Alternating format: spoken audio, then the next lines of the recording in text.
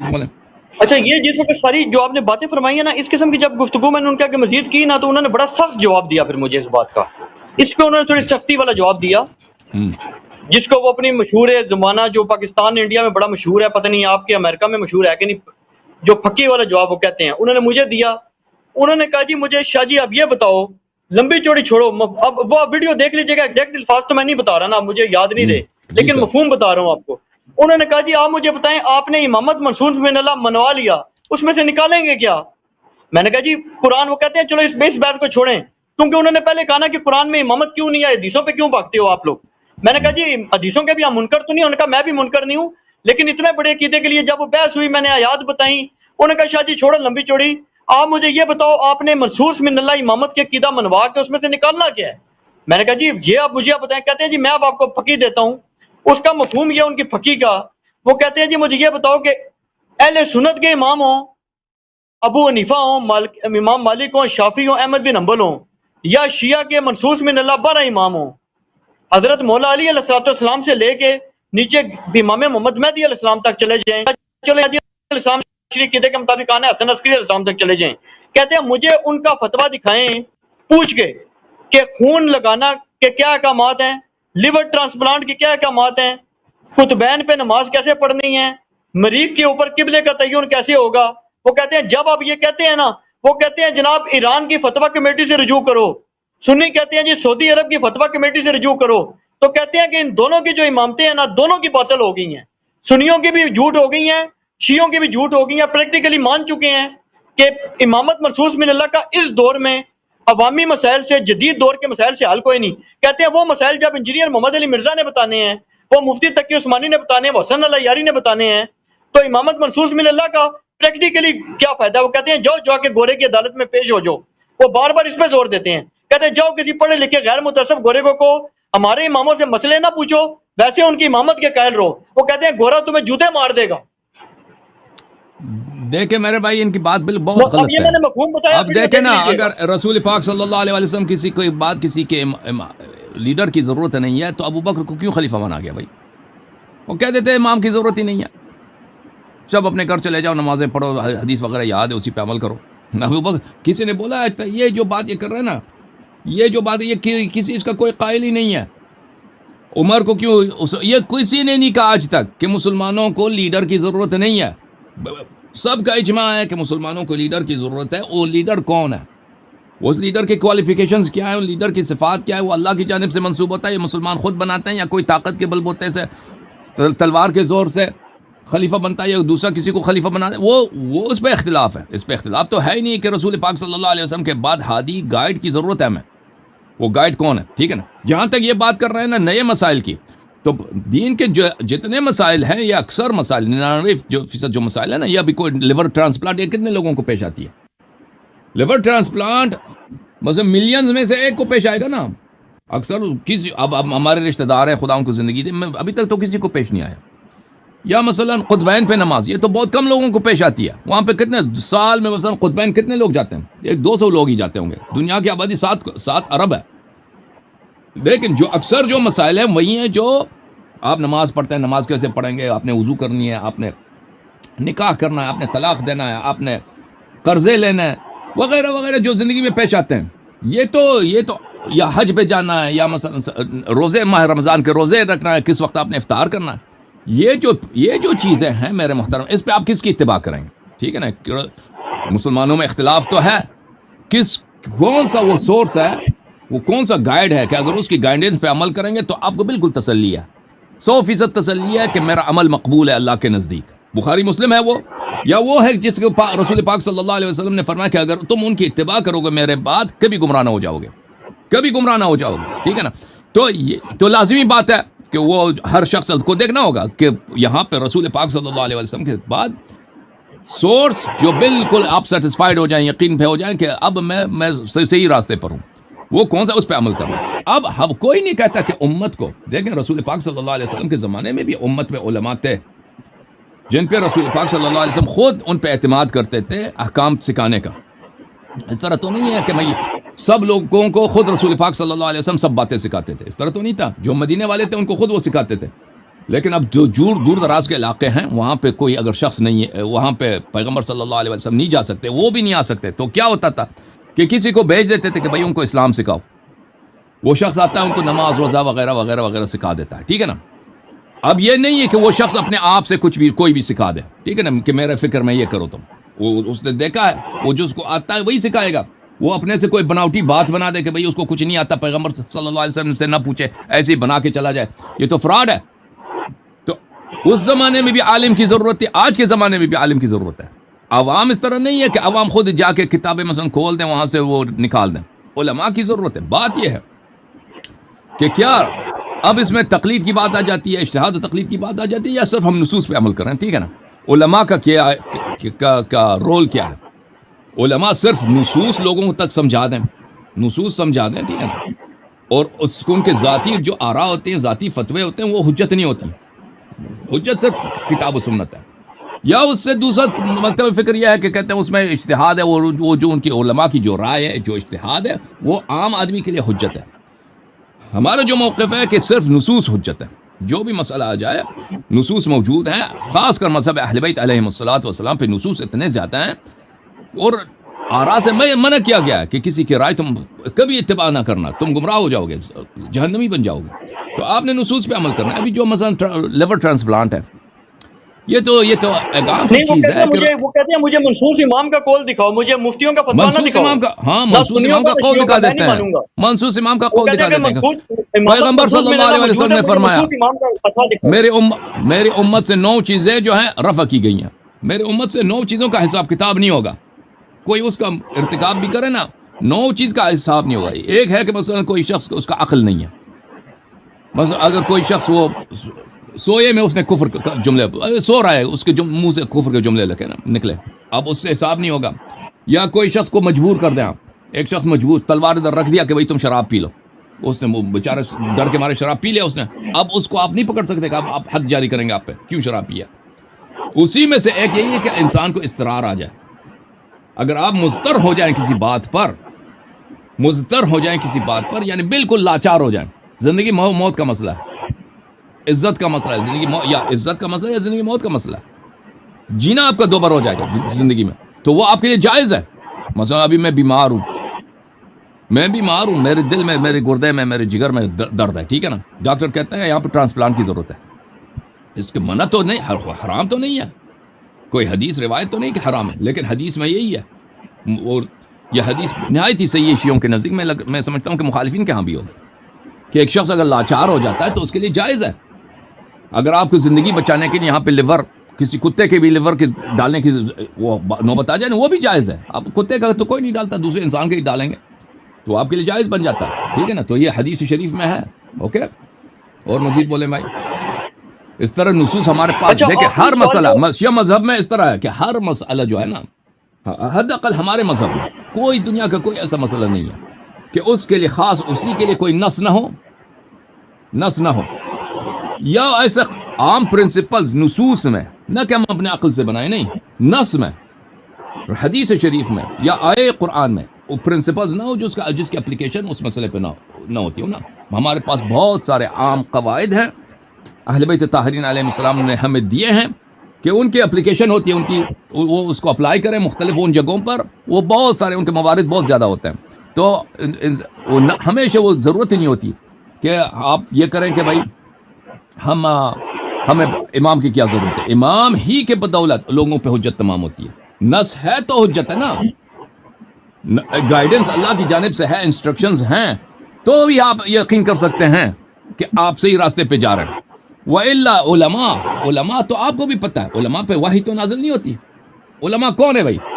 ایران کا اگر کوئی آپ کمیٹی کی بات کی، یا مصر کی کمیٹی، یا پاکستان کی فتویٰ کمیٹی ہے، اگر وہ اپنے آپ سے کچھ حکم بناتے ہیں تو یہ تو ضلالت ہے کہ بھئی قرآن سنت میں ایک بات نہیں ہے، ہم اپنے سے بنائیں گے. بھئی یہ تو فراڈ ہے. بھئی اگر مسلمانوں کا یہ عقیدہ ہے کہ قرآن و سنت میں بہت ساری باتیں نہیں ہیں، علماء اپنے آپ سے اس کو بنا لیتے ہیں، یہ اس سے زیادہ ضلالت گمراہی کیا ہے بھائی؟ تم علماء کو بھی یہ فراڈ نہیں کرنا چاہیے، کہہ دینا چاہیے بھئی یہ باتیں نہیں، دین میں نہیں، ہم بتاتے ہیں آپ کو، آپ کی مرضی، آپ کریں یا نہ کریں. ان کو یہ بتانا چاہیے نا، دین تو وہی ہے جو اللہ کی جانب سے ہے. اگر اللہ کی جانب سے انسٹرکشن ہے فرمان ہے یا قرآن کی صورت میں یا حدیث کی صورت میں، تبھی آپ کہہ سکتے ہیں کہ یہ دین ہے.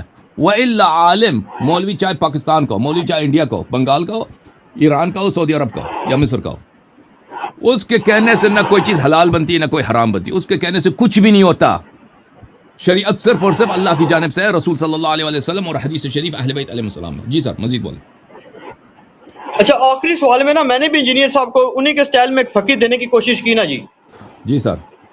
میں نے انجینئر صاحب کو کہا، میں نے کہا جی آپ کے لیے بھی یہ ہے کہ آپ یہ بات بار بار کر رہے ہیں کہ جو رافضی شیعہ حضرات ہیں ہمارے دوست ہیں ان کا یہ دعویٰ بالکل باطل ہے، کیونکہ قرآن میں امامت کی آیات نہیں ہے اس طریقے سے جیسے ہونی چاہیے آپ کے بقول.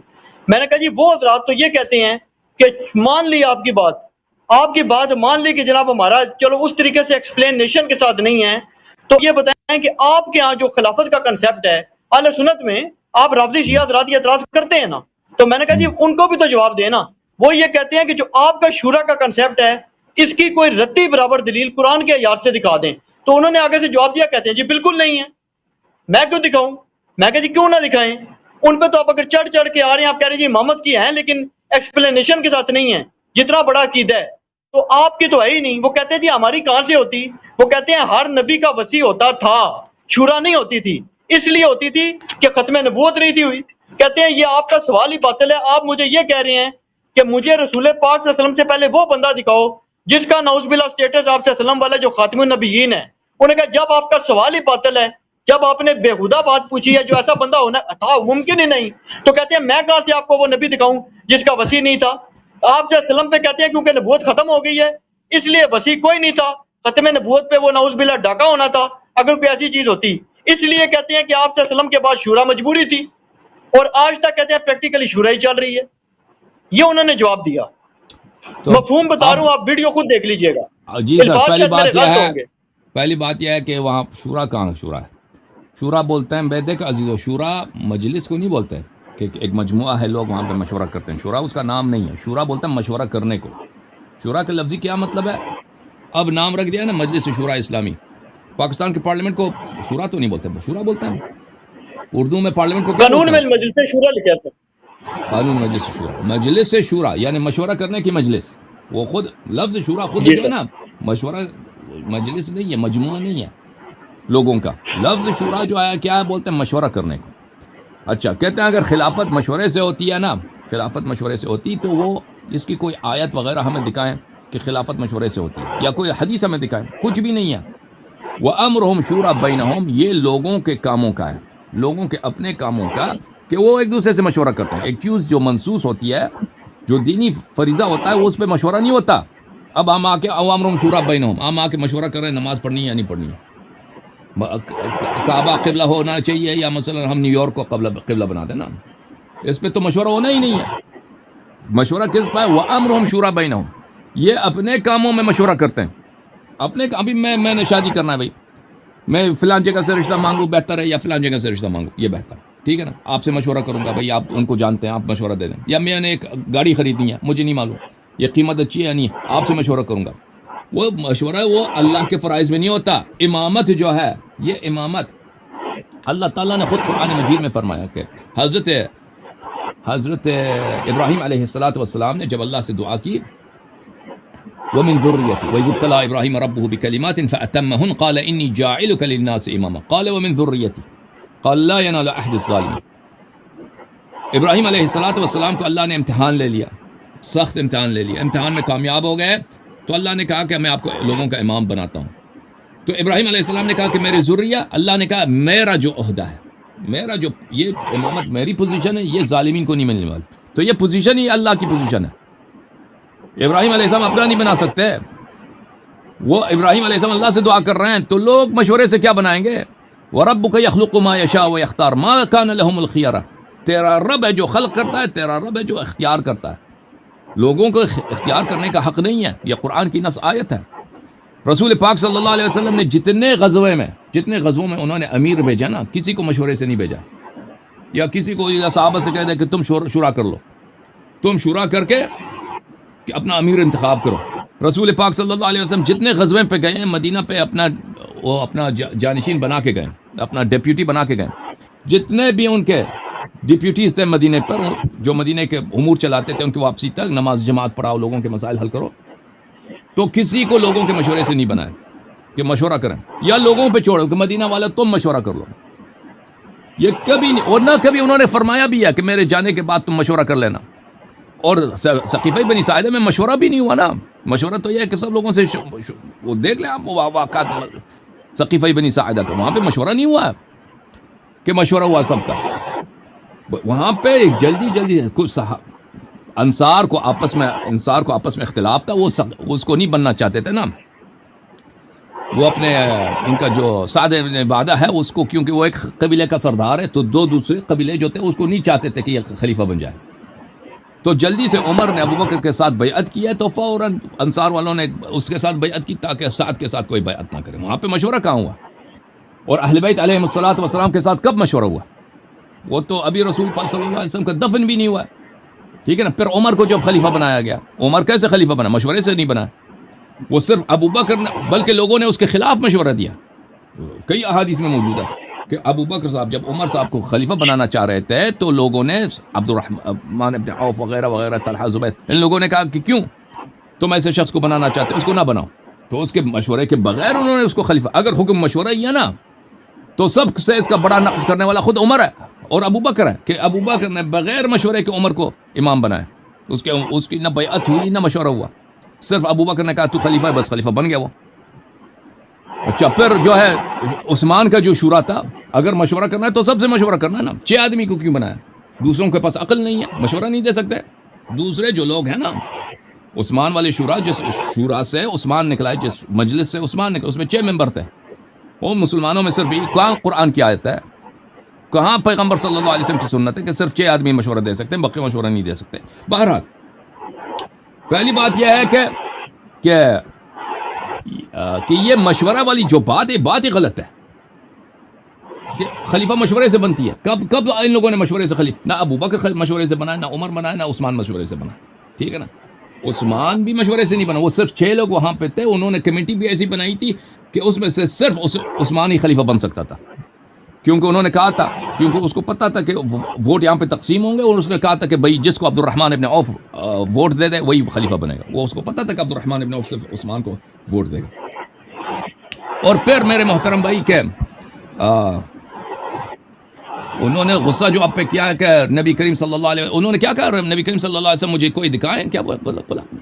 نہیں، انہوں نے کہا جی کہ آپ کا یہ سوال بالکل بےہودہ اور بے تکا سوال ہے. اس کی وجہ یہ ہے کہ آپ اگر یہ بات کرتے ہیں کہ ہر نبی کا وصی ہوتا تھا، قرآن کی آیات اس پر گواہ ہیں. کوئی نبی ایسا نہیں تھا جس کے بعد لوگوں نے چوائس سے بنایا ہے. آپ کی یہ دلیل وہ کہتے ہیں ٹھیک ہے، لیکن اس لیے ٹھیک ہے کہ رسول پاک صلی اللہ علیہ وسلم سے پہلے کون سے ایسا نبی تھا جس کے بعد نبی کوئی نہیں.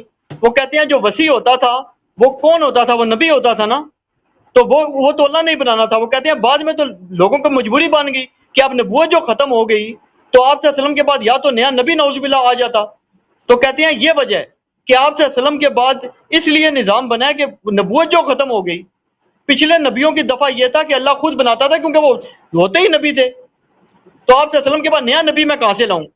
تو بھائی بات یہ ہے کہ یہ دین اللہ کی جانب سے کامل ہے یا ناقص ہے؟ بھائی اگر دین کامل ہے، نبی کریم صلی اللہ علیہ وسلم کے بعد مسلمانوں کو امام کی ضرورت ہے.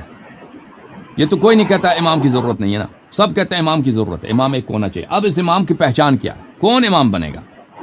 اس کے انسٹرکشنز قرآن و سنت میں ہے یا نہیں ہے؟ اگر اس کے انسٹرکشنز قرآن و سنت میں ہے وہ ہمیں دکھاؤ. آپ کے پاس تو کچھ ہے نہیں. وہ جو انسٹرکشنز ہیں کہ میری اہل بیت کی اتباع کرو، امیر المومنین علیہ السلام خلیفتی میری جانشین ہے، اس کو تو آپ کے کتب میں موجود ہیں صحیح اسانید کے ساتھ، اس کو نظر انداز کرتے ہو، کہتے ہیں نہیں ہے. تو پھر ادعا کیوں کرتے ہو کہ اتنا بڑا پوزیشن کہ آپ کہتے ہیں اس کی ضرورت ہی نہیں؟ چلو مان لیا نبی کریم صلی اللہ علیہ وسلم کے بعد کوئی نبی نہیں ہے، لیکن دیکھیں ان کے بعد جو لیڈر ہوگا اس مسئلے پہ بڑا اختلاف ہے. اسی زمانے میں بھی اختلاف تھا، آج بھی اختلاف ہے. لوگ اس پہ قتل ہو گئے ہیں، لوگ اس پہ خون ہو گئے. کتنے لوگ، یہ ایران عراق کا جو جنگ تھا دراصل یہ شیعہ سنی جنگ تھا. ابھی پاکستان میں ابھی پارا چنار میں جو جنگ ہوئی، اگر یہ لوگ شیعہ نہ ہوتے تو یہاں پہ جنگ نہیں ہوتی. یہ جنگ ہی اسی لیے کہ یہ شیعہ ہیں. ٹھیک ہے نا. مذہبی وہ اختلافات کی وجہ سے جنگ ہوئی ہے، اور یہ تاریخ میں ہمیشہ ہوتا رہا ہے. ایک دوسرے کے قتل کرتے رہو، جنگ ہوتے رہو. اب اس کا انسٹرکشن کہاں ہے بھائی؟ اگر دین کامل ہے تم کہتے ہو کہ یہ شورا سے بنتی ہے، یا 3 طریقے ہیں نا جماعت مخالفین کے پاس، یا تو مشورے سے بنتی ہے، یا پچھلا والا خلیفہ اگلے والے خلیفے کی تعین کرتا ہے، یا کوئی شخص بالقہر والغلبہ وہ تلوار کے ذریعے خلیفہ بنے تو صحیح ہے اس کی خلافت. اس کے انسٹرکشنز کہاں ہیں؟ کچھ بھی نہیں ہے، کسی کے نص نہیں ہے، نص کسی پر بھی نہیں ہے بھائی. جس کی نص ہے صحیح احادیث کے ساتھ اہل بیت علیہ السلام کی اتباع، اس کو وہ ہے موجود ہے، صرف اس کو کیا کرو، اگنور کرو، نظر انداز کرو، یا اس کے لیے ایسے تعویلات معانی بناؤ کہ بھائی بس تم ہی اس کو تعصب کی وجہ سے کہ تمہیں مزہ آتا ہے اس میں، تمہیں قبول ہوتی ہے. تو اگر یہ دین کامل ہے بھائی، اگر دین کامل ہے تو اتنا اساسی مسئلے پر ہو ہی نہیں سکتا بھائی. کیسے ہو سکتا ہے؟ اللہ بھی اس کو نظر انداز کر دے، اس کے فکر میں نہیں ہے. اللہ کا تو علم ہے، اللہ کو ہم فکر نہیں کہتے. اللہ میری غلطی ہو گئی، اللہ تعالیٰ فکر نہیں کرتا، سوچتا نہیں. اللہ تعالیٰ کا علم ہے، اس کے علم میں نہیں ہے، رسول صلی اللہ علیہ وسلم کے علم میں نہیں ہے کہ بھئی میرے بعد یہاں پہ اختلاف ہوگا، یہاں پہ ضرورت ہے امام کی کہ میں اس کو بیان کروں تاکہ میری امت میں میرے بعد یہ کس کی اتباع کریں. ہر دفعہ مدینے سے جاتے تھے وہ خود. آپ حج پہ گئے ہیں بھائی علی الحسن صاحب؟ نہیں ابھی تک سر نہیں سعادت ملی. انشاءاللہ اللہ آپ کو نصیب کرے. حج پہ جب جائیں گے تو مدینہ منورہ میں وہاں سے آپ احد چلے جائیں جہاں پہ احد کی لڑائی ہوئی ہے. وہ ٹیکسی میں بیٹھیں گے 20 منٹ کا راستہ ہے، 20-25 منٹ کا راستہ ہے، زیادہ سے زیادہ آدھا گھنٹہ. کوئی یعنی حرم شریف سے نبی کریم صلی اللہ علیہ وسلم کے مسجد کے باہر سے گاڑی میں جب بیٹھیں گے احد تک آپ کو بمشکل 30 منٹ لگتے ہیں. پیدل چلیں گے شاید زیادہ سے زیادہ 3 گھنٹے. کوئی دور کا راستہ نہیں. رسول پاک صلی اللہ علیہ وسلم صبح گئے، شام کو واپس آئے احد کی لڑائی کے لیے. اس اتنے مختصر کے لیے نبی کریم صلی اللہ علیہ وسلم نے مدینے پہ اپنا جانشین تعین کیا. ایسا غزوہ مجھے دکھائیں کہ وہ گئے ہیں انہوں نے غزوے پر مدینے پہ اپنا جانشین تعین نہ کیا. حالانکہ وہ آدھے دن کے لیے جاتے تھے، تعین کرتے تھے کہ یہاں پہ مدینہ کا امور کون چلائے گا میری عدم موجودگی میں. جہاں پر بھی کوئی جگہ فتح ہوتا تھا وہاں پہ اپنا نمائندہ نصب کرتے تھے کہ وہاں سے زکوٰۃ کو کون لے گا، ان کو لوگوں کو نماز کون سکھائے گا، دین اسلام کون سکھائے گا. اگر کوئی لشکر نکلتا تھا نا تو بتا دیتے تھے کہ فلان امیر ہے، یہ قتل ہوا تو فلان امیر ہے، ٹھیک ہے نا، تاکہ کوئی ڈسپیوٹ نہ ہو، کوئی کنفیوژن نہ ہو کہ بھئی ہم نے کس کی کمان پہ، کس کی حکم پہ ہم نے چلنا. تو ابھی ہمیشہ کے لیے جا رہا ہوں، اور خود پتہ بھی ایسے نہیں کہ ان کی موت جو ہے غیر متوقع ہے، کسی کو پتہ نہیں کہ وہ مرنے والے ہیں. صلی اللہ علیہ وسلم انہوں نے خود خبر دی کہ میں مرنے والا ہوں، اللہ نے خبر دی کہ وہ دنیا سے جانے والے ہیں، اور انہوں نے بتا بھی دیا کہ میرے بعد ایسے امام آئیں گے جو تمہیں گمراہ کریں گے، جہنم میں واسطے. وہ حدیث میں نے آپ کی کتب سے دکھائے ہیں، ٹھیک ہے نا. اور بخاری میں کئی احادیث ہیں میرے محترم ناظرین کہ عمر بن الخطاب سے اور حذیفہ یمان سے کہ رسول پاک صلی اللہ علیہ وسلم نے ایک دن خطبہ دیا، اول خلقت سے لے کر انہوں نے کہانی بتا دی دنیا کی کہ کیا واقع ہوا اور قیامت تک کیا ہونے والا ہے، سب بتا دیا.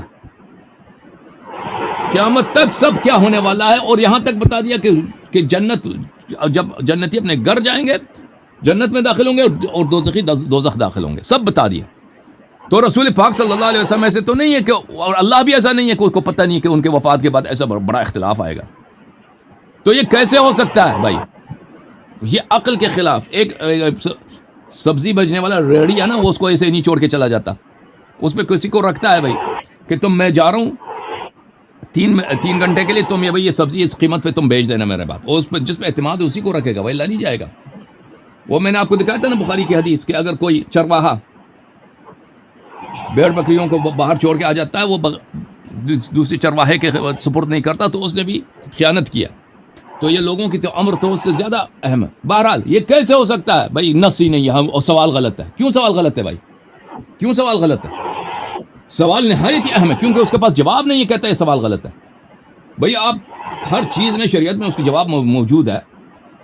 جہاد کرو یہ احکام، مسئلہ فلان کرو یہ احکام، فلان کرو یہ احکام. یہ اتنا بڑا مسئلہ، اس کا کوئی حکم ہی نہیں ہے. اور حکم تو ہے، موجود ہے، اس کو بس نظر انداز کرتے ہیں. جی سر مزید بولیں. نہیں وہ اصل میں یہ کہتے ہیں نا، وہ کہتے ہیں نبی کہاں سے میں لاؤں نیا، یا تو کہتے ہیں میں نیا نبی کو مانوں گا، نعوذ باللہ. نیا نبی ہوتا تو اللہ آرڈر کر دیتا. بالکل بات ان کی صحیح ہے یار کہ نہیں، ہم نے کسی نے مطالبہ بھی نہیں کیا نا کہ تم نیا نبی لے کے آؤ.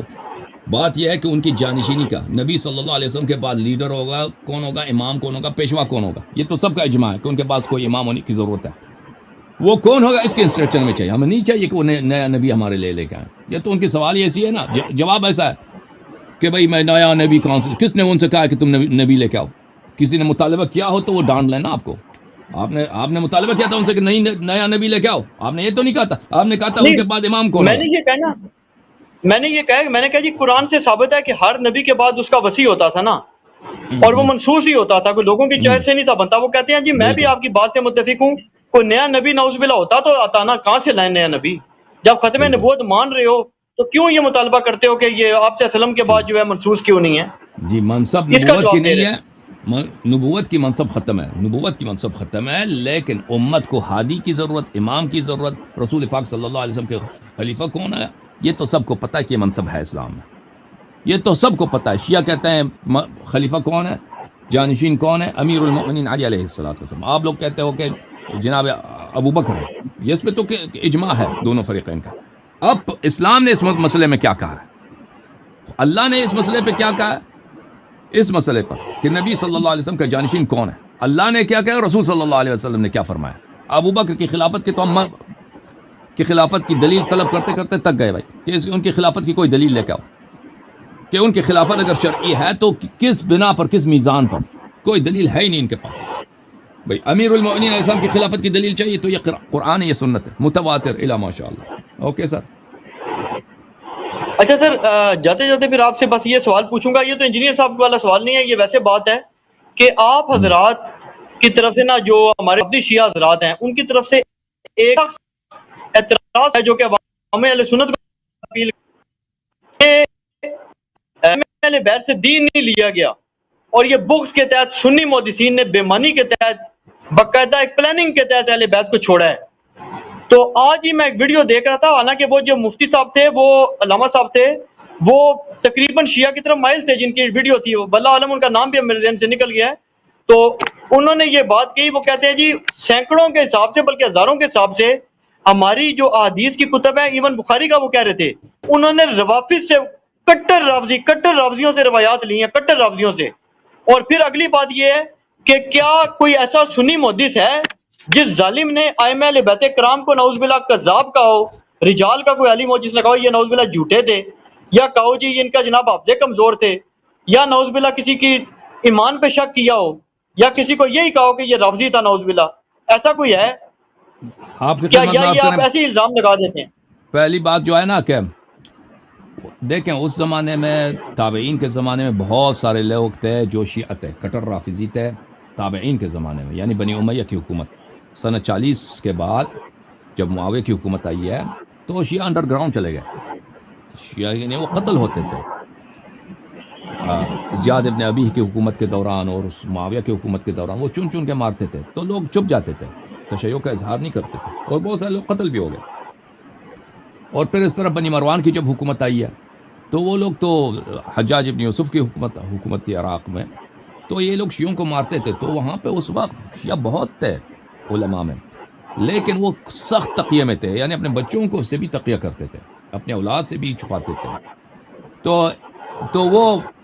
تو لازمی بات ہے ان کے پاس وہ بہت سارے علماء تھے, ان میں بہت سارے حفاظ تھے, ان کے پاس حدیث تھی, تو ان سے جو احادیث لی گئی ہیں تو ان میں بہت سارے رافضی ہیں, بہت سارے شیعہ ہیں بے شمار. بخاری مسلم میں ذہبی صاحب کتاب تذکرۃ الحفاظ کے ابتدا میں اس میں کہتے ہیں کہ اگر ہم شیعوں کے احادیث کو چھوڑ دیں اپنی کتب میں تو ہمارے پاس سنت نہیں بچے گا. یہ نص الفاظ ہیں تذکرۃ الحفاظ کے ابتدا میں.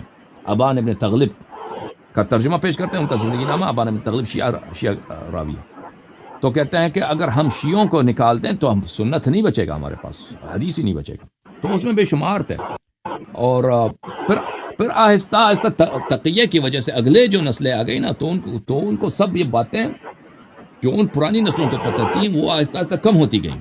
تو پرانے جو نئی نسلیں ہیں, اور پھر اس میں حکومات کا بھی بڑا ہاتھ ہے نا, کہ لوگوں کی تربیت تو کون کرتے ہیں؟ لوگوں کی تربیت وہی کرتے ہیں جو نماز جمعہ پڑھائے, جس کے ہاتھ میں مساجد ہیں, جس کے ہاتھ میں جمعے ہیں, جس کے اس زمانے میں قضات کا بڑا رول ہوتا تھا. قاضی جو شہر کا ہوتا تھا, قبیلے کا قاضی جو ہوتا تھا, اس کا بڑا رول ہوتا تھا. نماز وہی پڑھاتا تھا اور فتوے وہی دیتا تھا, اور لوگوں کو دین وہی سکھاتا تھا, اور خطبے جمعے وغیرہ کا وہی بتاتا تھا. لوگ انہی سے سیکھتے تھے. تو اس زمانے میں قاضی وغیرہ یہ سب لوگ دربار سے تعین ہوتا تھا ان کا. بنی امیہ تعین کرتے تھے، اور وہ میک شور کرتے تھے کہ ایسے لوگ تعین کریں جو بالکل ان کو اہل بیت علیہ السلام سے کسی قسم کی ہمدردی نہ ہو، کیونکہ ان کی حکومت کا اسی لیجیٹمیسی اسی بات پر ہے کہ اہل بیت علیہ السلام امام نہیں ہے۔ اگر وہ مان لیں کہ اہل بیت علیہ السلام امامت ان کی ہے تو پھر ان کی اپنی حکومت کا تختہ الٹ جائے گا۔ ان کے لیے سیاسی منفعت، نہایت سیاسی منفعت اسی بات پر ہے کہ لوگ ان کو لیجیٹمیٹ خلیفہ مان لیں۔ تو اگلے والے نسلوں میں یہ چلتا جب گیا تو اس طرح یہ تشیع کا رنگ ضعیف ہو گیا، تشیع کا، اور وہ روایات جو پچھلے والے نسل والے لوگ نقل کرتے تھے احادیث اہل بیت علیہ السلام کی شان میں، دوسرے نسلوں میں وہ فلٹر زیادہ ہونے لگا۔ تو اس طرح یہ بات ان کی صحیح ہے کہ بخاری مسلم میں شیعہ اور رافضی روات موجود ہیں۔ اچھا، اس کے علاوہ آپ کی خدمت میں عرض کریں، آپ نے جو پوچھا، ایک اور بات بھی پوچھا نا آپ نے، کیا پوچھا دوسرا حصہ کیا تھا اس کا؟ وہ میں نے پوچھا تھا جی کہ کون سے ایسے کوئی آپ کی نظر میں آپ جو الزام لگاتے ہیں کہ یہ جو اہل سنت کے محدثین بہت رکھتے تھے، کس نے یہ ظلم کیا کہ کسی امام کی توہین کی ہے؟ یہ بہت کم ہے، یہ کم ہے لیکن ہے۔ مثلا میرے ذہن میں جو آتا ہے، حافظ دارقطنی نے کچھ ایسے جملے بولے تھے حضرت امام جعفر صادق علیہ السلام، یا ایسے ہیں بہت کم، نہایت کم ہے کہ انہوں نے ان کی تضعیف کی تھی۔ یا ابن تیمیہ ہے، ابن تیمیہ صریح اپنے کتاب میں کہتا ہے ملعون ہے، کہتا ہے کہ حضرت زہرا سلام اللہ علیہا میں نستجیر باللہ، یہ ابن تیمیہ جاننے پہچاننے کے لیے میں آپ کو سنا رہا ہوں، یہ جس کو یہ شیخ الاسلام بولتے ہیں، اور آپ کے وہابی ان کی ہر بات کو اللہ جانتا ہے حدیث کی طرح، ابن تیمیہ کے جملوں کو، ابن تیمیہ کے استدلال کو، دلیل کو، یا اس کے فتوے کو اللہ جانتا ہے۔ وہابی حدیث کی طرح اس کے ساتھ ٹریٹ کرتا ہے، نص قرآن کی طرف ٹریٹ کرتا ہے۔ وہ اپنی کتاب میں صریح کہتا ہے کہ حضرت زہرا سلام اللہ علیہا میں کچھ نفاق تھا، نستجیر باللہ، وہ اس طرح اس نے کہا ابن تیمیہ نے اپنی کتاب میں۔ اس کے علاوہ بہت کم ہے، یہ نہایت کم ہے کہ کوئی مثلا کہہ دے کہ اہل بیت علیہ السلام، ائمہ اہل بیت علیہ السلام کو تضعیف کرے، نہیں، نہایت تکریم کرتے ہیں، احترام کرتے ہیں، اچھے الفاظ سے یاد کرتے ہیں، لیکن تضعیف وغیرہ یہ بہت ہی نادر، بہت کم ہے۔ Okay sir? نہیں، پھر یہ دعویٰ آپ کا باطل ہے نا جی، جو اتنا بڑا الزام آپ نے اہل سنت پہ لگایا ہے، اور اہل سنت میں بھی بہت سے لوگوں میں یہ تشویش پیدا ہو جاتی ہے کہ یار انہوں نے دین کو چھوڑ دیا، تو جب ائمہ اہل بیت کو تو چھوڑ ہی دیں، جب وہ ائمہ اہل بیت کو، تو چلو وہ تو متفقہ ہستی ہے نا، لیکن جو رافضی ہیں، کٹر رافضی، جب ان سے بھی روایات لے رہے ہیں تو پھر بغض کس بات کا ان کو؟ اس کا مطلب سنی محدثین معصوم ہیں کہ ان کو اتنی بھی سمجھ نہیں ہے کہ ہم نے تعصب روافض سے بہت ہے نہیں بھائی، دینا۔ نہیں اس طرح نہیں ہے کہ ان میں متعصب نہیں ہے بھائی، تعصب بلکہ آپ کو ایک بات تعصب بڑا بتاؤں، کٹر ہے۔ مجھے یاد آ گئی مجھے بات، مفتی اسحاق صاحب ایک جملہ بولتے تھے، وہ کہتے تھے یہ شیعہ الٹا ہمیں الزام دیتے ہیں، حالانکہ شیعہ بڑے چلاک ہیں۔ وہ کہتے ہیں ان کی کتابوں سے ہمارے مطلب کی نہیں نکلتی، کیونکہ ان کے محدثین بڑے سمجھدار، بڑے ہوشیار، بڑے مکار تھے، انہوں نے جناب سنیوں کی روایتیں چھانٹ چھانٹ کے علیحدہ کی ہیں۔ ہمارے تو کہتے ہیں اتنے سادے بھولے لوگ ہیں، انہوں نے ہمارے گلے مصیبت ڈالی ہوئی ہے کہ چن چن کے جناب روافض سے روایتیں لے کے اور شیعہ ہمارے گلے میں فٹ کی ہیں انہوں نے، اور اب یہ کہتے ہیں جی تم ظالم ہو کہ تم نے دین نہیں لیا۔ کہتے ہیں لیا تو انہوں نے نہیں ہمارے سے، اس کی کیا حقیقت ہے سر؟ آپ نے کہا نا کہ بخاری مسلم میں ایسے راوی ہوں جو شیعہ اور رافضی ہوں، وہ موجود ہیں، میں نے عرض کیا موجود ہیں، لیکن اس کا مطلب نہیں ہے کہ سب آپ کے روات ان میں کوئی متعصب نہیں ہے، کوئی ناصبی نہیں ہے، اس طرح نہیں ہے۔ آپ کے روات میں وہاں پہ شیعہ رافضی موجود ہیں، لیکن وہ ان سے ایسے روایت نقل کرتے ہیں نا وضو کے مسئلے پر، یا تفسیر قرآن پر، امامت وغیرہ کے مسائل پہ، وہ اس کی روایت بہت کم ہے ایسے شیعوں سے۔ اور اگر پتہ چل جائے نا اہل بیت علیہ السلام کے فضائل پہ کہ یہ راوی شیعہ ہے، یہ راوی اس کا میل تشیع کی طرف ہے، تو اس کو اسی لیے یہ بے شمار ہے، اللہ جانتا ہے آپ کی کتب میں، اسی لیے رد کرتے ہیں کہ بھئی یہ جو ہے کوفے کا آدمی ہے، صرف اسی لیے کہتے ہیں یہ کوفی ہے۔ کوفی ان کے نزدیک ایک رمز ہے کہ کوفے میں اکثر شیعہ رہتے تھے، تو اس کوفی ہونے کی وجہ سے کو رد کرتے تھے، یا کہتے تھے یہ شیعہ ہے، اس کا حدیث ایک قاعدہ بنا دیا آپ کے محدثین نے کہ اگر فضائل اہل بیت علیہ السلام میں کوئی راوی حدیث نقل کرے، اس میں تشیع ہو، وہ شیعوں کی طرف مائل ہو، تو اس کی حدیث کو ہم نہیں مانتے، حالانکہ آدمی وہ سچا بھی ہو نہیں مانتے، تاکہ اہل بیت علیہ السلام کے متعلق صرف ان کے پاس اگر کوئی فضیلت کی حدیث آتی ہے تو وہ نہایت ہی کم ہو، کیونکہ حدیث وہی نقل کرے گا جو اہل بیت علیہ السلام سے محبت کرے گا، ٹھیک ہے نا؟ تو اس طرح قاعدہ بنائے۔ تو اس کا مقصد یہ نہیں، آپ نے جو کہا ہے نا، آپ نے جو سوال کیا تھا کیا ان میں ایسے افراد ہیں جو شیعہ ہیں اور رافضی ہیں؟ جی ہاں، شیعہ رافضی موجود ہیں، لیکن کیا وہ سب کے سب شیعہ رافضی تھے؟ نہیں، ان میں بہت سارے بڑی تعداد ہے نواسب کی، بہت کٹا، اور بعض بالخصوص تابعین کے بعد اور تابعین کے بعد، جیسے میں نے عرض کیا آپ کی خدمت میں، بہت اکثریت کن کی ہے؟ ان لوگوں کی ہے جو نہایت ہی متعصب ہیں، تعصب رکھتے ہیں شیعہ کے خلاف اور اہل بیت علیہ السلام کے خلاف، اور ابو بکر عمر کے لیے بہت نہایت ہی سخت قسم کا تعصب رکھتے ہیں۔ اور اگر آپ مثلا آپ اپنی کتابوں میں دیکھیں نا کہ کتنے شیعہ روات کا مثلا یہ عطیہ العوفی جو ہے، عطیہ العوفی کا کوئی اور قصور ہے ہی نہیں ہے. عطیہ العوفی اس کے متعلق بہت سارے روایتیں ہیں کہ یہ آدمی ثقہ تھا، صرف یہی تھا کہ یہ آدمی شیعہ تھا، اسی لیے اس کی روایت کو ضعیف قرار دیا. اور اس کی روایت کتنی زیادہ ہے کتاب ترمذی میں، کتاب سنن نسائی میں، اور وہ تابعین میں سے ہے. اس طرح کے تو بے شمار ہیں جن کے احادیث کو ترک کر دیا گیا، اسی لیے کہ وہ یہ ایک بہت بڑا چیپٹر ہے کہ محدثین نے ان لوگوں کی تضعیف کیا، ان لوگوں کو ضعیف، علماء جرح و تعدیل نے ان لوگوں کی تضعیف کیا جو اہل بیت علیہ السلام کے فضائل نقل کرتے تھے، جن کے دل میں اہل بیت علیہ السلام کے لیے محبت ہوتی تھی. یہ بہت بڑا چیپٹر ہے، اس کو کوئی انکار نہیں کر سکتا. اب یہ بات کہ ہمارے جو بھائی ہیں ان لوگوں نے اہل بیت علیہ السلام کا اتباع نہیں کیا، یہ تو واضح بات ہے کہ آپ لوگوں نے اتباع نہیں کیا اہل بیت علیہ السلام کو، ان کو اپنا پیشوا نہیں جانا ہے رسول پاک صلی اللہ علیہ وسلم کے بعد. یہ تو اظہار من الشمس ہے. مزید کچھ بھائی؟ سر بس فائنل بات آپ سے ایک بس ریکویسٹ ہے جی. وہ سر یہ ریکویسٹ ہے کہ بعض حضرات کا یہ بھی کہنا ہے کہ علی الحسن نقوی جہل آدمی ہیں، اور بات بھی حقیقت ہے.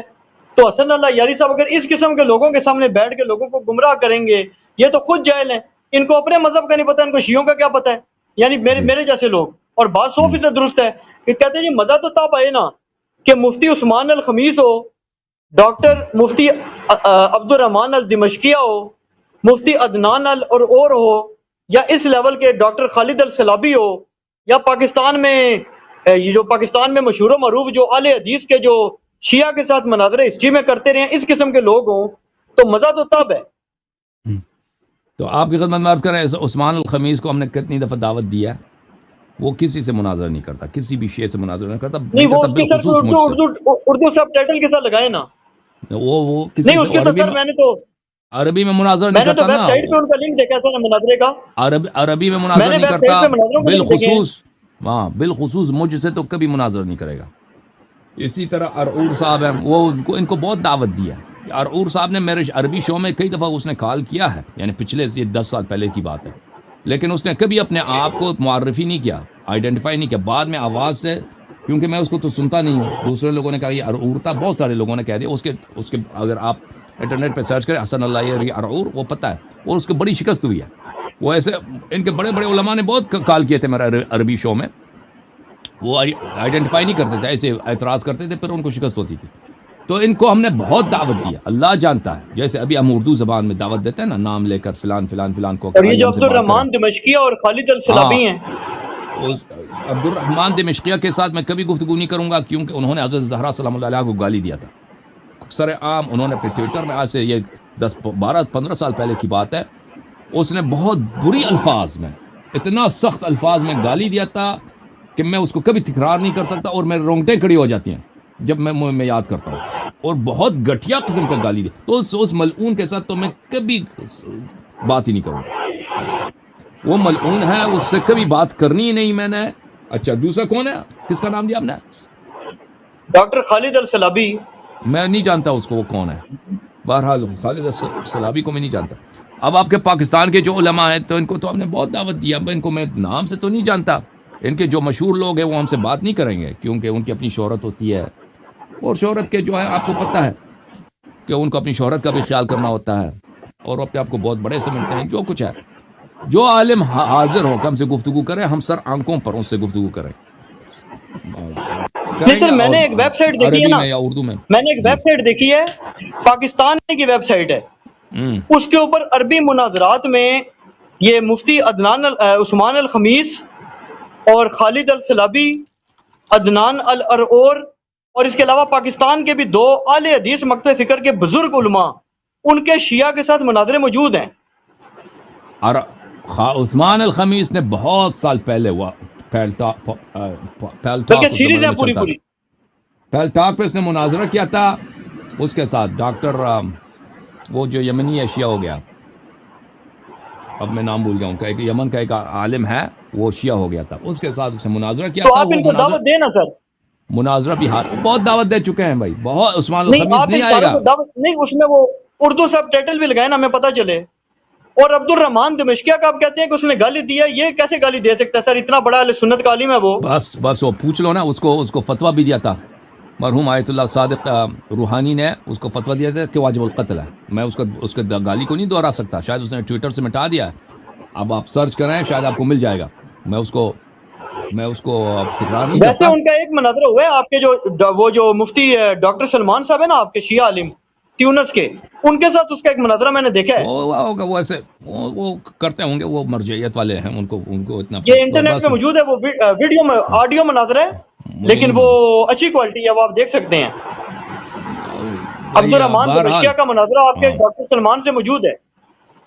ٹھیک ہے, اس نے کیا ہوگا, لیکن میں نہیں کرتا ایسے شخص جنہوں نے بہت گھٹیا گالی دیا نبی کریم صلی اللہ علیہ وسلم کی بیٹی کو, امیر المؤمنین علیہ السلام دونوں کو اس نے گالی دیا تھا, بہت غلط گالی دیا تھا. تو میں اس کے ساتھ کبھی گفتگو نہیں کروں گا. اس نے مجھے کہا بھی تھا آج سے 6-7 سال پہلے, مجھے ایک دعوت دی تھی عبد الرحمان دمشقیہ نے عربی زبان میں گفتگو. میں نے کہا میرے اور تیرے درمیان تلوار ہے, میرے اور تیرے درمیان گفتگو نہیں ہوگی. میں جس دن تجھ سے ملوں گا نا, یا میں قتل ہو جاؤں گا یا تو قتل ہو جائے گا. میں نے تیرے سے بات کرنی نہیں, تو خبیث سے. تو اس کو خود بھی پتہ ہے, جو لوگ اس کے باتوں کو یاد رکھتے ہیں پرانی بات ہے, ان کو یاد ہے. تو میرا غیرت کبھی گوارا نہیں کرتا کہ میں ایسے خبیث کے ساتھ, ایسے ملعون کے ساتھ بیٹھ کے بات کروں. ٹھیک ہے نا. اب دوسرے ہیں جو گالی نہیں دیتا ہے, گالی نہیں دیا انہوں نے, ان سے بات کر سکتے ہیں.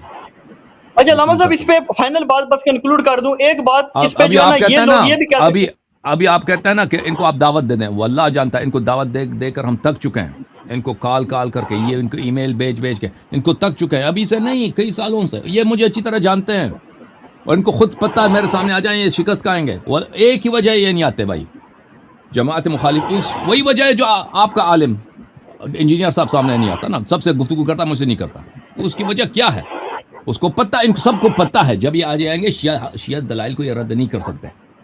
ایک ہی وجہ ہے, یہ لوگ نہیں آتے. یہ اپنے چھوٹے مولویوں کو بھیج دیتے ہیں, یا وہ ایسے لوگوں کو کالر کے بنا کے بھیج دیتے ہیں جن کو کچھ پتہ نہیں, جن کو مثلا وہ پتہ نہیں چلتا, لوگوں کو نہیں جانتے کہ یہ کالر کون ہے. یہ خود نہیں آتے سامنے. اس کی ایک ہی وجہ ہے, اللہ کی قسم, میں اللہ کی قسم, اگر ابھی اشرف جلالی کو پتہ ہوتا, اس کو اطمینان ہوتا کہ وہ مجھے شرمندہ کر سکتا ہے, اس کے پاس ایسی دلیل ہے جس کا میں جواب نہیں دے سکتا, تو وہ فوراً مناظر قبول کر لیتا, مناظر کرنے آ جاتا. اسی طرح ان کے جو بڑے علماء آ جاتے, لائن لگ جاتا ہے یہاں پر کہ شیعوں کی طبیعت صاف کرتے ہیں. یہ کس لیے نہیں آتے؟ یہ کوئی اس طرح کوئی انسیڈنٹ نہیں ہے. یہ بڑے لوگ ہیں, ان کو اپنی شہرت کا خیال رکھنا ہے. اگر ایک دفعہ یہ ضائع ہو گئے نا میرے سامنے, اگر ایک دفعہ یہ لاجواب ہو گئے, تو پھر ان کی شہرت ختم ہو جائے گی, عزت ختم ہو جائے گی. تو اس لیے اپنی عزت بچانے کے لیے نہیں آتے. یہ اس لیے نہیں کہ میں ان کو گالی دوں گا, اس لیے کہ ہمارے پاس ایسے دلائل ہیں, ان کے ہر بات کا جواب ہمارے پاس ہے, ہماری باتوں کا جواب ان کے پاس نہیں ہے, اس لیے وہ کبھی نہیں آتے. جی سر, مزید بولیں.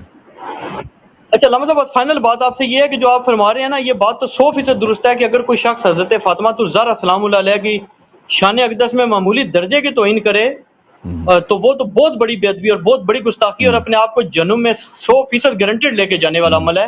لیکن اس پہ اہل سنت کی طرف سے بھی پھر آپ پر ایک علمی اعتراض ہو سکتا ہے, بلکہ جو شیعہ کے باقی فرقے ہیں جن کے بارے میں آپ بہت سخت الفاظ ان کے ائمہ کے متعلق کرتے ہیں, ان کی طرف سے بھی اعتراض آ سکتا ہے, بلکہ آیا بھی ہے کہ آپ مقدسات کی دیگر مذاہب کے جو انتہائی مقدس ترین شخصیات ہیں ان کی بھی تو تکفیر کرتے ہیں نا. اس پر آپ کی کیا جسٹیفیکیشن ہے؟ چلو آپ علمی طور پہ اختلاف کریں, ٹھیک ہے, لیکن اگر آپ کہتے ہیں کہ ایمان ثابت کرو فلاں کا, اگر آپ یہ جو امام ہیں ان کے سگے بیٹوں کی بھی تکفیر کریں یا ان کو گمراہ ترین نعوذ باللہ کہیں, جیسے زیدیہ اور اسماعیلیہ اور اس قسم کے ہیں, تو آپ کو پھر یہ لوگ جو ہیں یہ بھی آگے سے کہہ سکتے ہیں جی ہم آپ سے گفتگو نہیں کرتے. نہیں بھائی صاحب, کیا جواب دیں گے؟ دیکھیں, اگر ہم دلیل لاتے ہیں نا قرآن مجید میں, یہ کفر, یہ کوئی گالی نہیں ہے, کفر گالی نہیں ہے. قل یا ایھا الکافرون, اے حبیب کہہ دے اے کافرو. تو یہ نبی صلی اللہ علیہ وسلم کو اسی آرڈر دیا کہ تم سب کو گالی دے دو, یہ گالی نہیں ہے. اگر ہم کہتے ہیں نا کہ یہ استدلال کے طور پر ہماری مجبوری ہے, ہم تصریح کرنا چاہتے ہیں کہ بھئی اس شخص سے یہ کام صادر ہوا ہے, یہ کام سب امت قرآن میں سنت میں اس کو کفر بولتے ہیں. اگر ہم ثابت کرتے ہیں, اس کے بعد کہتے ہیں کہ اس شخص کے عمل سے ثابت ہوتا ہے کہ فلان شخص, کہہ دیں وہ میں ہوں, فرض کریں میں, اس عمل سے میں کافر ثابت ہوا, اگر ہم تصریح کریں کہ یہ کافر ہے, تو ہم یہ گالی کے طور پہ نہیں کہتے. ہم اس کو آپ کو اس سے ہماری کوئی فائدہ نہیں ہوتا بھائی, اور یہاں پہ ہم اس لیے ہمارا کوئی ہمیں انعام نہیں دیتا, شیعہ بھی ہمارے سپورٹ نہیں کرتے کہ میں ادھر بیٹھ کے ادھر گالی دیتا رہوں. ہم استدلال ہے، دلیل ہے آپ کی اپنی کتب سے، آپ کی اپنی روایات سے، آپ کے علماء کے اقلام سے کہ بھئی اگر یہ عمل کسی سے صادر ہو جائے تو یہ کفر ہوتا ہے. تو ہم جب ثابت کرتے ہیں یہ عمل فلاں سے صادر ہوا ہے اور جب پوری امت کا اجماع کہ عمل کافر ہے تو نتیجہ واضح ہے کہ فلان شخص پر اس کا کفر ثابت ہو گیا. تو یہ جو ہے میرے محترم میرے بھائی، یہ ہم کیا عرض کریں، ہماری ایک مجبوری ہے، ہماری مجبوری. جی ہاں، ایک شخص جس کو آپ مقدس سمجھتے ہیں اس کی مرتبہ نیچے آ جاتا ہے. جیسے رسول پاک صلی اللہ علیہ وسلم تشریف لائے تھے نا، وہ کہہ رہے ہیں وہ کبھی کسی کو گالی نہیں دیتے. وَإِنَّكَ لَعَلَىٰ خُلُقٍ عَظِيمٍ. پیغمبر صلی اللہ علیہ وسلم کا اخلاق اتنا حسن تھا کہ لوگ مسلمان ہوتے تھے ان کے اخلاق کی وجہ سے، ان کے پیارے اخلاق کی وجہ سے. لبوں پہ ہمیشہ مسکراہٹ، ہمیشہ سلام دے دو، ہمیشہ دشمن سے بھی جو ہے اس سے اس کے بیمار ہو جائے تو عیادت کرو. وہ گالی دینے والے فرد تو نہیں تھے. رسول پاک صلی اللہ علیہ وسلم نے مکے والوں سے کہا کہ آپ کے یہ بت جو ہیں ان کا کوئی فائدہ نہیں ہے، آپ کے یہ بت ہیں، تم خود اپنے ہاتھ سے پتھر مٹی سے کوئی بناتے ہو، پھر کہتے ہو کہ یہ مثلا اللہ کے نزدیک اس کا بڑا رتبہ ہے، یہ تمہیں فائدہ یہ کچھ بھی نہیں ہے، ان کو چھوڑ دو، ان کو توڑ دو. تو انہوں نے کیا بہتان لگایا؟ انہوں نے کہا کہ آپ گالی دے رہے ہیں. انہوں نے یہی کہا کہ آپ ہماری خداؤں کو گالی دیتے ہیں. انبیاء علیہ الصلوۃ والسلام سب کو یہی تہمت لگی ہے کہ یہ گالی دیتے ہیں، حالانکہ انہوں نے گالی نہیں دیا تھا، انہوں نے استدلال کیا تھا کہ بھائی تم عقل سے کام لے لو. تم نے اپنے ہاتھوں سے پتھر سے تم نے تراش کے یا لکڑ سے تراش کے ایک مجسمہ بنایا، اب اسی کے سامنے سجدہ کر رہے ہو، حالانکہ وہ ایک مچھر کو بھی اپنے آپ سے اوپر اڑا نہیں سکتا، آپ کو کوئی فائدہ نہیں دے سکتا. اسی بات کو کیونکہ ان کے پاس دلیل کا جواب نہیں تھا تو کہتے کہ آپ گالی دے رہے ہیں. بھائی اگر ہم دلیل لاتے ہیں نا آپ کی تاریخ سے، حدیث سے وغیرہ سے، آپ کی کتب سے کہ فلانے نے مثلا فلان کام کیا ہے، تو پھر ہم کیا کریں گے؟ اگر پیش کریں، نتیجہ پیش کریں تو نتیجہ سخت ہے. نتیجہ لوگوں کو پسند نہیں ہے، بہت ساروں کو پسند نہیں ہے. وہ ہماری ایک مجبوری ہے بھائی. ہم گالی کے طور پہ نہیں کہتے، بہترامی کے طور پہ نہیں کہتے، دل آزاری کے طور پہ نہیں کہتے. ہم اس لیے کہتے ہیں کہ حق واضح ہو جائے کہ امت کتنی بٹکی ہوئی ہے. کہ انت منی بمنزلۃ ہارون من موسیٰ، جو ہارون علیہ السلام جیسا اس کو چھوڑ دیا ہے اور کن لوگوں کے پیچھے لگ گئے. بس یہی ہماری مجبوری ہے، اس کو بتانے کا اور طریقہ کار ہی نہیں ہے. اوکے علی الحسن بھائی، اللہ حافظ جناب، بہت شکریہ. سلامت رہیں، زندہ رہیں. Thank you sir, thank you. خدا آپ کا بہت وقت لیا جی. بہت مہربانی آپ کی، ہم نے استفادہ کیا آپ کے سوالوں کا. تشریف لایا بس آپ کریں. سے یہ ریکویسٹ ہے کہ آپ ایک دفعہ نا اردو سب ٹائٹل کے ساتھ ان بڑے بڑے علماء کو، اور پاکستان کے بھی جو تجربہ کار بزرگ علماء ہیں نا، جو محدث ٹائپ علماء جنہوں نے ماضی میں شیعہ کے ساتھ مناظرے کیے ہوئے ہیں، ایسے موجود ہیں، ان کو ذرا اردو سب ٹائٹل کے ساتھ نا آپ عربی میں دعوت دیں، دعوت عربی میں دیں، تاکہ ان کو آپ کی علمی قابلیت کا علم ہو جائے. کیونکہ بہت سے لوگ آپ کو نہیں جانتے. میں نے جن سے بات کرتا ہوں نا، ان کو آپ کا آج بھی نہیں پتا، کیونکہ بزرگ لوگ ہیں، 70 75 80 سال ان کی عمر ہے، وہ ابھی بھی سیریس نہیں لیتے آپ کو. وہ کہتے ہیں پتہ نہیں کون بندہ ہے. آپ عربی میں دعوت بنائیں، چھوٹا سا کلپ بنائیں، ہمیں بھی بھیجیں، ہم فارورڈ بھی کریں گے. اس میں آپ اردو سب ٹائٹل میرے جیسے جہلوں کے لیے لگا دیں، تاکہ ہمیں بھی پتہ چلے نا آپ کیا کہہ رہے ہیں. تو آپ اس کا چھوٹا سا کلپ بنائیں، وہ ہمیں فارورڈ کریں. اس میں آپ یہ بڑے بڑے عرب علماء کے نام لیں جو میں نے آپ کو بتائے، اور پاکستان کے وہ علماء جنہوں نے ماضی میں شیعہ کے ساتھ مناظرے پریکٹیکلی کیے ہوئے ہیں اور علم حدیث کے وہ بہت بڑے ماہر سمجھے جاتے ہیں، ان کو آپ دعوت دے دیں نام لیے بغیر، اور عربی میں دعوت دیں، آپ اردو میں نہ دیں. لیکن اردو سب ٹائٹل کائنڈلی لگا دیں، اور چھوٹی بات کریں، لمبی نہیں. اوکے سر، آپ نام دے دیں. پاکستان والوں کو تو میں پاکستان والوں کو نہیں جانتا، عربوں کو بھی میں اتنا نہیں جانتا، جو انٹرنیٹ میں ہے مشہور انہیں کو جانتا ہوں. آپ جو ہے نا ان کا نام آپ عربی میں دعوت بنائیں، عربی میں دعوت بنائیں، نام لے کے نا، نام آپ فارورڈ کریں، میں نام ان کا لے کر میں کلپ بنا دوں گا آپ کے. ٹھیک ہے نا؟ آپ نے پہلے بھی کہا تھا نا، ان کو پتہ چلا عالم ہے. آپ نے پہلے بھی کہا تھا کہ اشرف جلالی کو 1 2 3 کا نام لے کے ان کو دعوت دو، وہ حتماً قبول کریں گے. آپ نام لے کے ان کو دعوت دیا نا، قبول کیا ان لوگوں نے؟ آپ خود یاد ہے، آپ نے کہا تھا، آپ نے کہا مجھے یقین ہے وہ قبول کرے گا. اصل میں ان کی ہسٹری نہیں ہے میری، وہ تو بڑے نام تو ہیں لیکن وہ ان کی کوئی ہسٹری نہیں. میں نے آپ کو ان لوگوں کو بتایا ہے کہ جن کے مناظرے انٹرنیٹ پہ موجود ہیں، اور انہی سب ٹاپکس پر ہیں جن پہ آپ چاہتے ہیں. آپ جو ہے نا میں کر لیں گے، آپ نام دے دینا، آپ ان کا نام صحیح دے دینا. تو کسی ایسے آدمی کا، کسی ایکٹر ایکٹریس کا نام نہیں دینا بھائی، ہمیں دھوکہ دے دو. بس یہ آپ کی ریکویسٹ ہے کہ بات چھوٹی کریں، لمبی بات نہ کریں، تاکہ ان کو سننے میں آسانی ہو جائے. اوکے، آپ ہمیں کلپ بنا دیں، آپ کلپ بنا دیں گے، کوئی بات نہیں، کلپ بنا دیں گے آپ کے لیے. اوکے، جزاک اللہ.